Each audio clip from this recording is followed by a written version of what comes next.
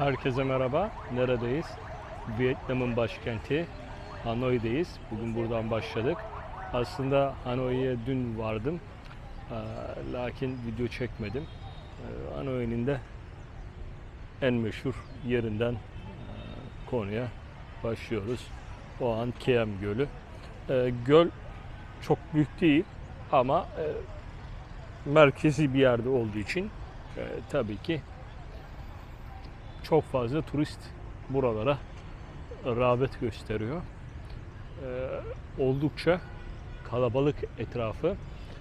Karşıda gördüğünüz köprü gölün içindeki küçük bir adada bulunan 19. yüzyıldan kalma tapınağa ulaşmanızı sağlıyor. Bu da gölü yine turizm açısından önemli yapan şeylerden biri, yani unsurlardan biri, şeylerden olmaz. Biraz değişik bir şehir. Nasıl değişik bir şehir? Çok fazla motosiklet var. Yani Asya kültüründe motosiklet elbette var ama burada acayip, yani bütün insanlar motosikletle geziyor diyebiliriz. Bu açıdan da oldukça karşıdan karşıya geçmek sıkıntılı oluyor. Şimdi burayı kapatmışlar. Şuradan kenardan size gösterebiliriz tapınağın girişini falan. Ben şimdi tapınağa girmeyeceğim. Neden girmeyeceğim? Neden girmeyeceğim? Çünkü vakit çok dar. Vakit çok dar. Bu dar vakitte programı yetiştirmeye çalışıyoruz ve bir ülkenin neredeyse birçok kısmını gezmeye çalıştığımızdan oldukça sıkıntılı oluyor bizim için. Buradan Halong Bay'a, devamında Da Nang, oradan da Ho Chi Minh'e inip ülkeyi kuzeyden güneye doğru inmiş olacağız. Çok uzun bir video serisi yapmak istemiyorum zaten. Bakın etrafındaki bitkiler, satıcılar, onları da görün. Buradan bir tren sokağı var. Oraya gideceğim arkadaşlar. Biraz oralardan çekeriz. Şehrin içinden çekeriz. Dediğim gibi en azından burada böyle büyük bir video çekimi düşünmüyorum. Onu söyleyebiliriz. Şöyle girişini görün istedim. Buranın. Devam ediyoruz. Trenin olduğu caddeye doğru.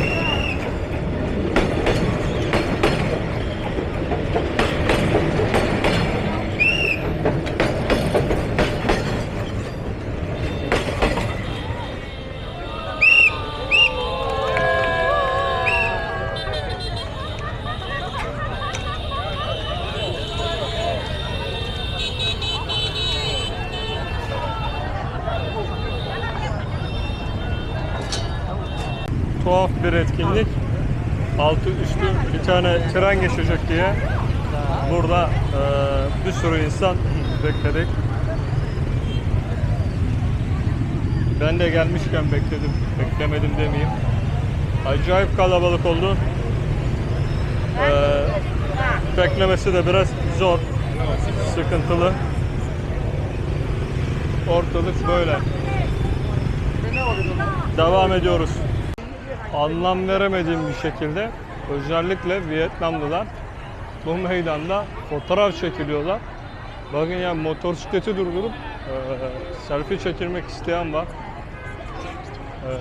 Enteresan.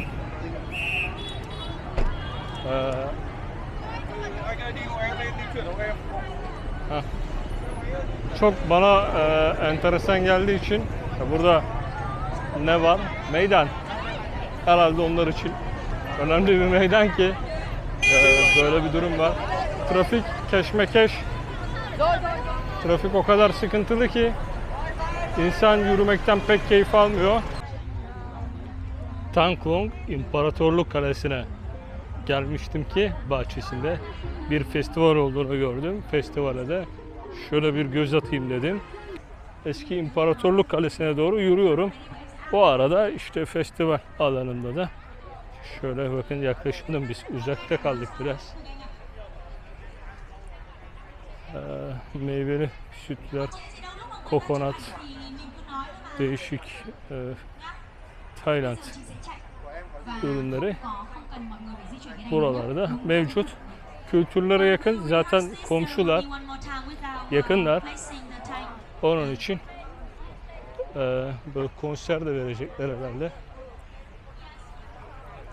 Benim gibi ne olduğunu anlayamayan iki tane meraklı turist oturmuş konseri bekliyorlar. Tabii bir şey çıkacağı yok. Evet arkadaşlar, o İmparatorluk Kalesi işte bu. Göstereceğim ama çok da kalabalık. Şu ipi bir atlayalım kablolara. Evet.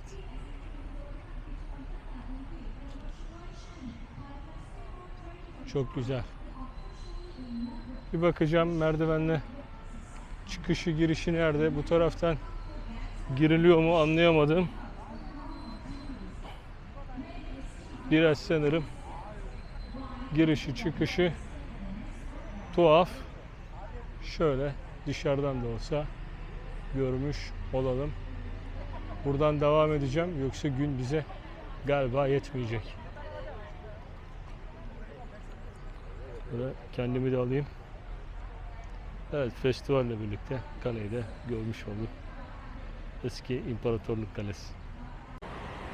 Biraz uzakta kaldık ama neredeyiz? Ho Chi Minh'in mozolesinin hemen önlerindeyiz. Birazdan göstereceğim size.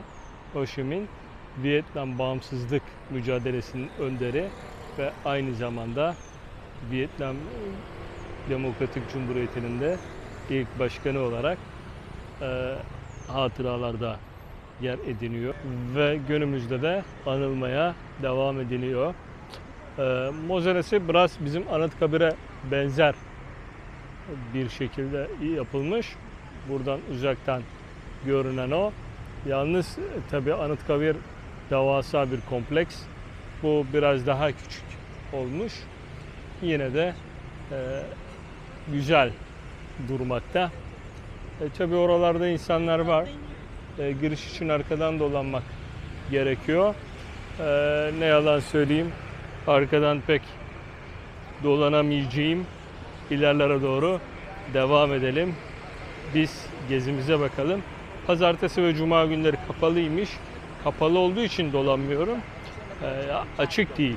Açık olmadığı için de saat de biraz ilerledi. Treni beklemek biraz meşakkatli oldu.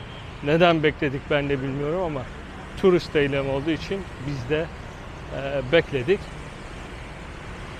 Etrafta çok fazla konsolosluk var. Irak, Brezilya, Polonya, bunun gibi birçok konsolosluk mevcut. Burada ayrıca evi ve müzesi de varmış. Ama dediğim gibi kapalı olduğu için yapılacak bir şey yok. Tai Ho Gölü yakınlarında Tran Pagoda'dayım. Bir Budist tapınağı, lakin şu an kapalı. Şöyle dışından girişini göstereceğim. Bugün zaten nedense bir yere giremedik. Ama olsun. Gölde hemen karşısı, görünüyor mu bilmiyorum. Bakacağım şimdi görünüp görünmediğine. Yerleşim planını böyle dışarı koymuşlar. İçeride birkaç kişi dolanıyor ama nedir bilmiyorum. İçeri şu an saat nedeniyle girilmiyor. Son bir nokta daha var merak ettiğim. Oraya da gideceğim. Oradan da veda edeceğiz. Yemek yiyeceğim. Yemeğin ardından da biraz gece sokaklarına bir bakarız sizinle. Oraya da kısa bir video ekleriz. İkinci video gibi yaparız. Gece yaşantısını da buranın görmenizi isterim. Oldukça etkileyici ve güzel bir şehir. Geleneklerini koruyabilmiş. Birçok şey değişmiş ama geleneklerini hala koruyabilen bir şehir olarak kalmış olması beni mutlu etti. Tuhaf bir trafiği, tuhaf arabaları var. Bakın oldukça tuhaf. Türkiye'de bu kadar tuhafı yok herhalde.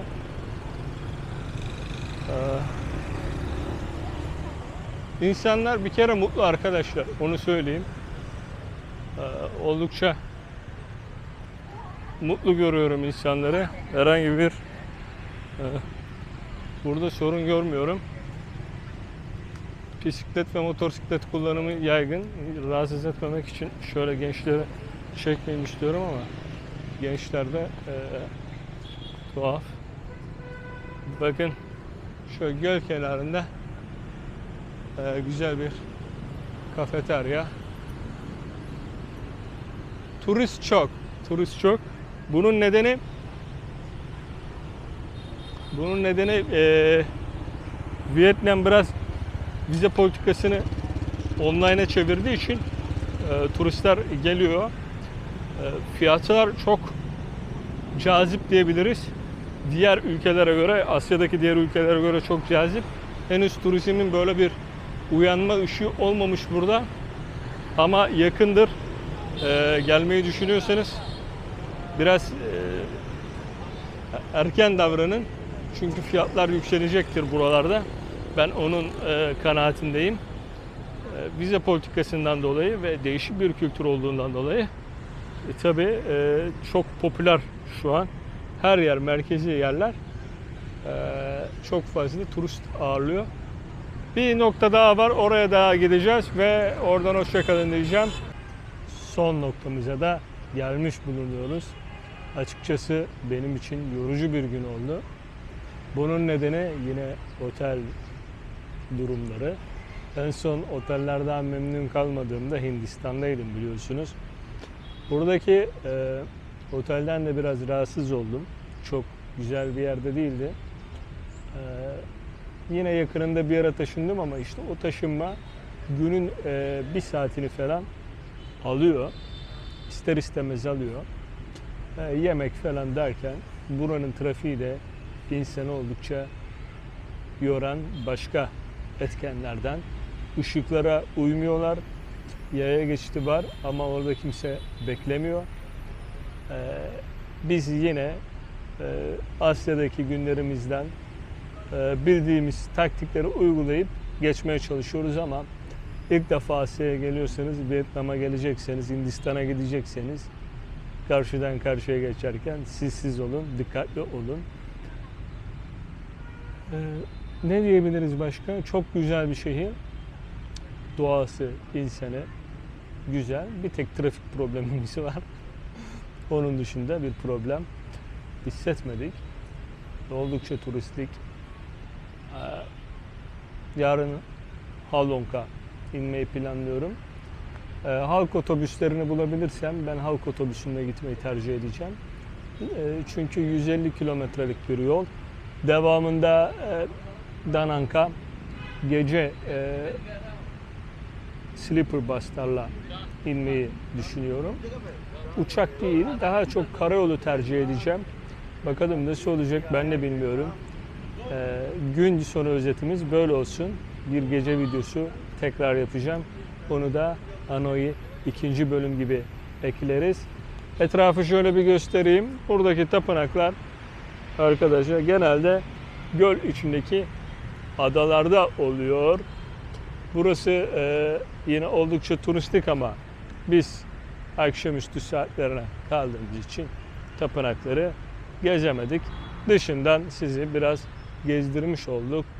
Çok güzel gölleri var şehrin. Kızıl Nehri'nde hemen kenarında bulunan bir şehir. Çok güzeldi. Ben mutlu oldum bu şehirde olmaktan. Ama her güzel şehirden ayrıldığımız gibi yine buradan da ayrılacağız. Bu bölüm çok iyi olmadı diye düşünüyorum. Çünkü ne bir tapınağın içine girebildik, ne bir yerin içine girebildik. Ama mümkün mertebe şehri biraz size anlatmaya, göstermeye çalıştım. Çok beklentinizin üstünde olan bir şehir olmasın. Beklentinin üstünde bir şehir değil. Ama etrafı güzel, keyifli. Şimdi ben bir akşam yemeği yiyeyim. Akşam yemeğinin ardından çıkıp gece sokakları, kaldığım yerleri size biraz gösteririm. Hakikaten yolu da size göstereyim. Oradan Hanoi'ye veda edelim. Bakın şimdi bunun gibi yaya geçitleri var. Yaya geçitleri var. Şimdi bu bir yaya geçiti. Çizgileri görüyorsunuz. Zaten karşıyı da kapatmışlar. Ama bunun gibi onlarca yaya geçiti var. Buradan bu trafiğin içinden nasıl geçebilirsiniz? Yavaş yavaş geçebilirseniz geçersiniz. Geçemezseniz burada dikilirsiniz ağaç gibi. Öyle olur. Trafiği görüyorsunuz. Lamba yok. Hanoi'den hoşça kalın. Abone olun. Abone yok. Bu kadar yer gezdik. Ya bilmiyorum. Hintliler 3 tane yer gezmiş. Adamların milyona yakın. Bizde 1000 abone mi var? Artık olsun, ben 1000 aboneye de buradan sevgilerimi gönderiyorum. Hepsi izlemiyordur. 10 kişi, 20 kişi varsa izleyenlere selamlar, sevgiler. Görüşürüz.